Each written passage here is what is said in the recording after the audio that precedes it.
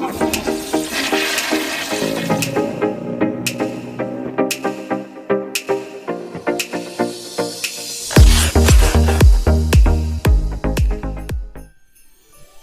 everybody, welcome back. Today we're going to be looking at the LEGO Alpine Lodge, which is a winter village set released in 2023. For this set, I built it with my family. We split up the build at the start of it, so my mom and sister built the ice skating rink, my brother and his wife built another part, and my fiance and I built, or at least started to build, the lodge. And then after all the small builds were completed, everybody just kind of took turns going through the rest of the bags and finishing the lodge portion, which was really nice.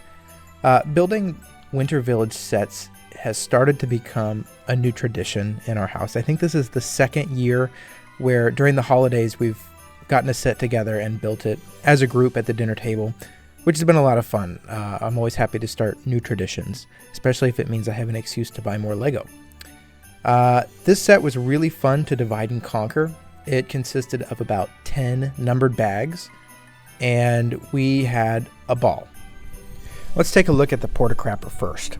All right, so right off the bat, we've got that new fern piece that came out with the Rivendell set. It's recolored in white here, which is a lot of fun, and that creates one of two pine trees in the set. Knock on the door first, because as we venture inside, we get a toilet seat, which is actually more of just a hole in the ground, and a roll of toilet paper on the side. It never fails to make me laugh when LEGO creates like a toilet paper or a toilet or poo reference for a set. On the door, it does use a small sticker, which I don't mind. But what's great about this is that it can be reused for like a Shrek mock. So like right that opening scene in the first Shrek movie when he busts out of that door, right? This is the perfect companion for any Shrek mock out there. Next on our list is a frozen pond, which includes a small dock, another pine tree, giving the Alpine Lodge its namesake of 2 Pines Inn. It also includes a snowman, a stand with ice skates, and a hockey puck is also included to go along with the frozen pond for the hockey player to have something to shoot at. A small hockey goal would have been a nice addition here, but that can be remedied with just a few extra pieces you might have laying around already.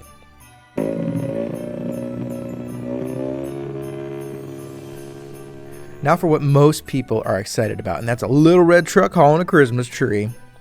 Just kidding. It is a snowmobile that has a wagon attached to it where you can haul the Christmas tree.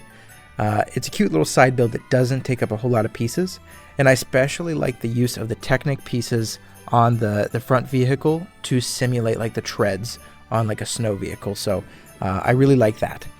It also hauls a plain Christmas tree or just a plain tree for you to eventually decorate later, but we'll get to that towards the end of the video. Seeing this little red truck hauling a Christmas tree makes me want like a Christmas Vacation reference where like the Griswolds are hauling the massive pine tree, and a classic wagon vehicle, I think like with a large tree on top, would be a great add-on for another winter village set in the future. Now for the main attraction, the 2 Pines Inn Alpine Lodge. It's big and it's bold, and the color scheme feels fresh and grounded compared with the overly whimsical Christmas village sets of the past. I personally prefer the more grounded and realistic look of this set rather than something like the Elf Clubhouse that released a few years ago. I still like them leaning into like the fantasy stuff every once in a while, but I definitely prefer the realistic stuff. So maybe if they want to do like for every 2 realistic village sets, they add 1 fantasy element set. But again, that's just me and just a preference. The main build is a big log cabin, but on the base of it, it's a bunch of stone elements like a stone wall. The log elements on the second floor and attic make it feel really wintry and cozy. The green doors contrast really well with the natural colors of the stone on the first floor and light brown colors on the second. The white roof looks great and gives it like a really nice snowed-in appearance, perfect for a ski lodge that needs snow to operate. Even the windowsills get little white pieces simulating snow buildup. Another nice touch. There's a wood pile for the wood-burning fireplace to stay alive and heat the lodge. Simple snot techniques are used to achieve this stacked wood look, and an axe and chopping block are right next to it, which is a really nice inclusion. The balcony on the second floor has ample room for figures to be posed and played with, and turn it around to see the open dollhouse style build.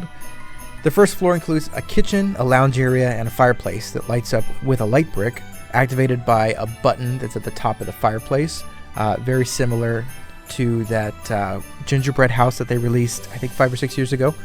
The flames used in the front and below the light make the fire look a lot more realistic and comfortable to sit in front of. I also really like the garland hanging above the fireplace. That's another nice addition with just a little touch of decoration. The second floor houses a couple bedrooms. What I don't really understand though is the light brick being viewable from the bed on the left, right under the Christmas wreath. Maybe this exists in a different country, but I've never heard of a window into a chimney for a second floor. Maybe Lego did this just to light up the second floor a little bit, but even then, it's a dollhouse style build, so plenty of lights coming in from the side. Who knows? What I do know is that the curtains on the right side are very festive and do a nice job of decorating the second floor for the holidays. This floor also houses the doorway that the minifigures can walk through to get onto the balcony. Finally, we get to the attic, where Kevin McAllister sleeps and where Fuller wets the bed. The third floor? Go. It's scary up there. Don't be silly. I like that they've somewhat hidden the Technic beam that holds the roof up with some holly and garland pieces, though an open flame out like that's right under the beam, is about as dangerous as the sea bear without a protective circle. The lodge looks great from all angles, but especially the front. I'm not someone who builds a set and plays with it, but rather I put it up for display, and I appreciate it that way. I also really enjoy the build process. As I mentioned earlier, the plain pine tree that's being hauled by the snowmobile has additional steps near the end of the instruction booklet that shows you how to decorate the tree and place it in the living space of the lodge, which is really cool. I like that they showed the process and the progress of the tree going from plain and chopped to decorated and standing tall in the lodge. It's a small touch, but appreciated nonetheless.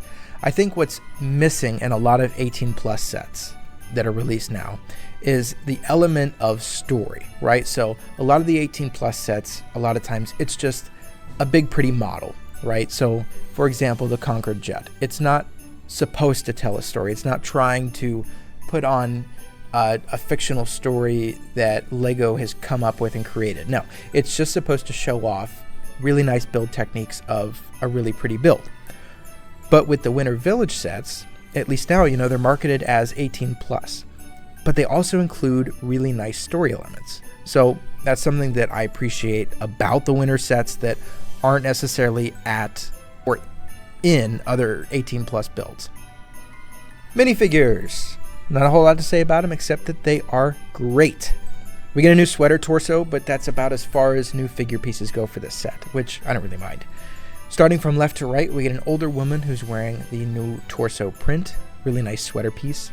Next to her, we can assume that this is either her husband or love interest or cousin who slept over a concerning number of nights. He's got a nice mustachio and overalls. Next to him is a woman with not a whole lot of interesting going on. Next to her is the young child who is keen to get out and play some hockey, and I like the scarf and hat pieces that come with that. Next to the child is the skier who looks to me like he's either just learning how to ski or he's got a really bad case of IBS, and the cheese danishes served that morning for breakfast are not hitting well. All right, let's wrap this up with a grade. Now, my full-time job, I'm a middle school teacher, so let's grade this exactly like I would grade anything else. I see nothing to complain about with this set. It's a good price, comes with a good volume of stuff. I spent the $100 myself, and I feel like for what I paid, I'm getting exactly what I paid for, and then some. So, as far as value goes, this is an absolute A+ for me. Overall, I think that the build's fantastic. It offers something new to the Winter Village line while still working really well alongside other builds of the series.